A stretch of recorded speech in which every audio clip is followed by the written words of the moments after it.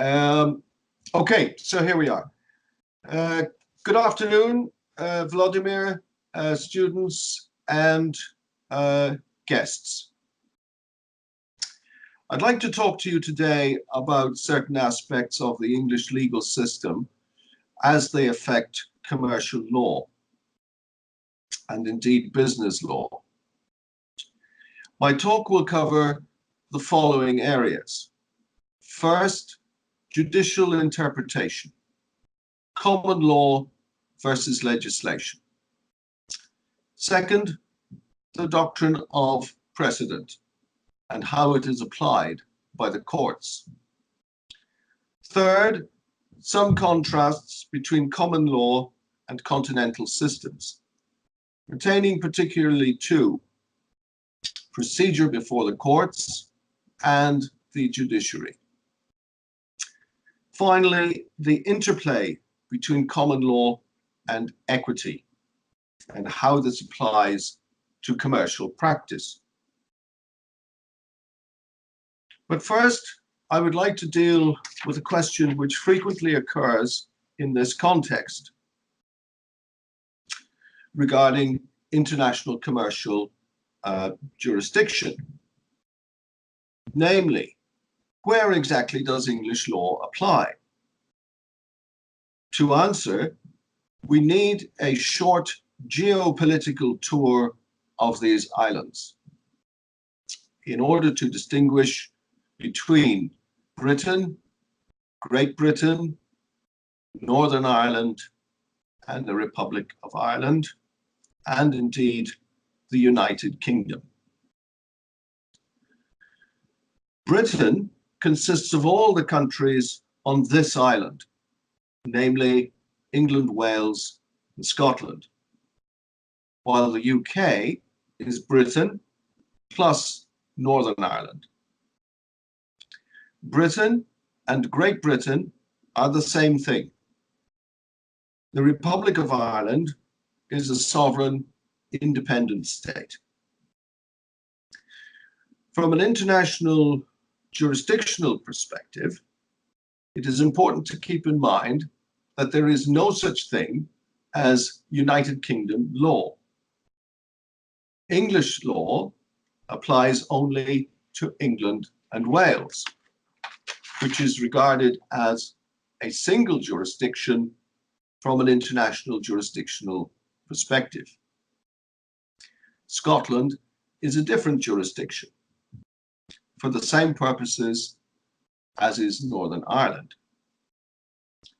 The Republic of Ireland is not part of the United Kingdom and is a separate jurisdiction altogether, with its own laws, constitution, political system, and parliament. Although it is part of the common law countries like Canada or New Zealand or Australia, Irish law does not apply in the UK and vice versa. With common law systems in general, judge-made law rather than codified law is at the heart of the system. Nevertheless, legislation or statutory law, as lawyers call it, is also a very important source, with statutes being interpreted to give effect to the intentions of Parliament as far as possible. If no legislation exists to cover a particular dispute, then case law applies. And if no case law can be found, then customary law, or in the final analysis, business practice can apply. However, this last scenario is highly unlikely in today's complex legal world, where legislation and case law seem to cover every aspect of our lives. Turning back to English case law, it is important to be aware that the doctrine of precedent, called stare decisis in Latin, applies to all cases, including commercial cases that come before the courts of England and Wales. According to this doctrine, the decisions of higher courts in the system bind lower courts, with the Supreme Court, formerly known as the House of Lords, at the apex of this pyramid, providing, however, that the facts in each subsequent or existing case are the same as in the precedent, or substantially the same. So, what happens if a precedent is not favorable to your client's case? i.e., we are faced with what we call an adverse precedent. In that case, lawyers in common law jurisdictions try to distinguish their existing case from the precedent by arguing that the present case is different in some significant factual respect from the previous case, the precedent. This is known as distinguishing on the facts.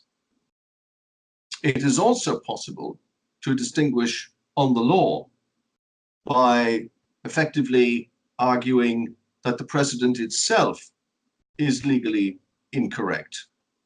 But this is a more difficult and unusual process. Another area where a striking contrast can be seen with continental systems is with regard to procedure before the courts.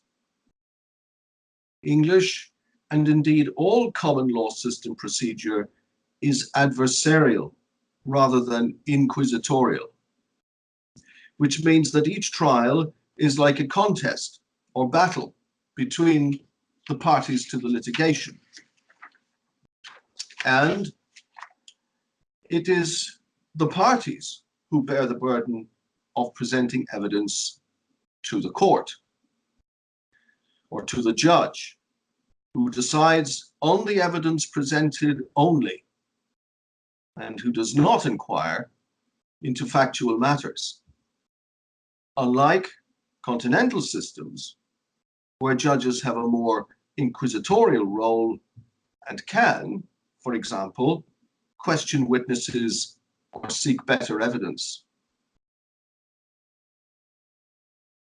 Judges under the English and common law systems generally are different to their continental counterparts also, inasmuch as they are all ex-trial lawyers, known here in England as barristers, rather than career judges from judge school.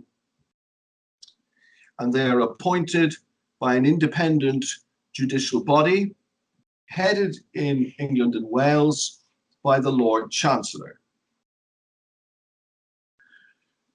As a result, judges have a great deal of experience of trial situations before they assume their roles.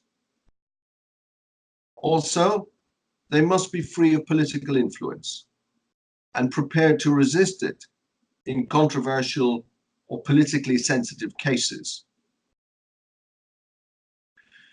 To try to ensure this, judges are appointed for life and cannot be sacked or fired other than by an act of Parliament, thereby ensuring the separation of the judiciary from the executive, at least in theory.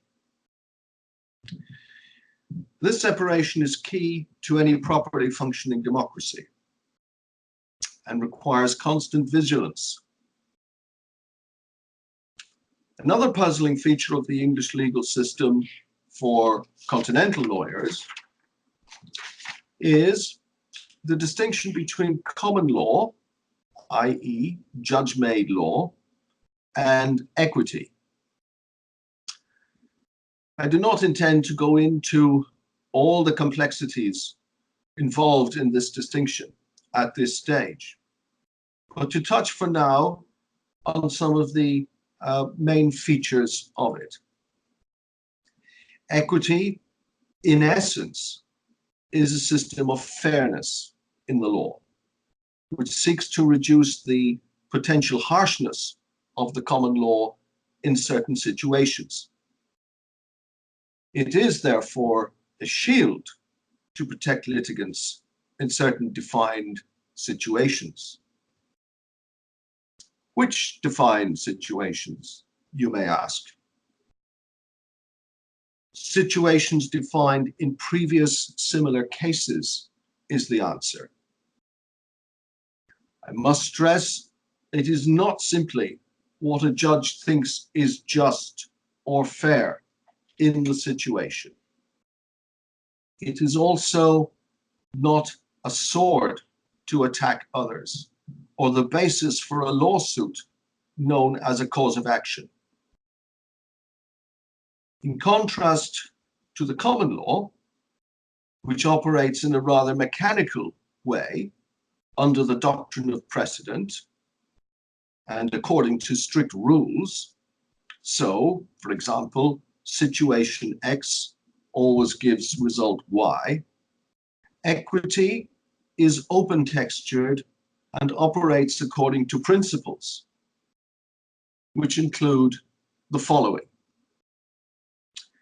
First, and perhaps foremost, the doctrine of clean hands.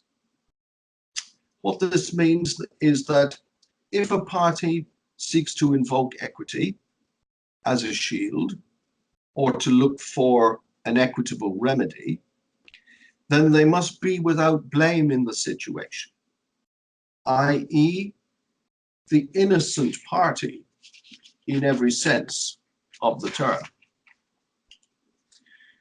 Also, where the common law does not provide a remedy for a litigant and justice demands that there should be one, then equity will provide one. Finally, it is important to note that where there is a clash between equity and the common law, it is equity which prevails. All courts, including commercial courts, apply equity under the English legal system. So it is not merely something of historical interest and applies to both substantive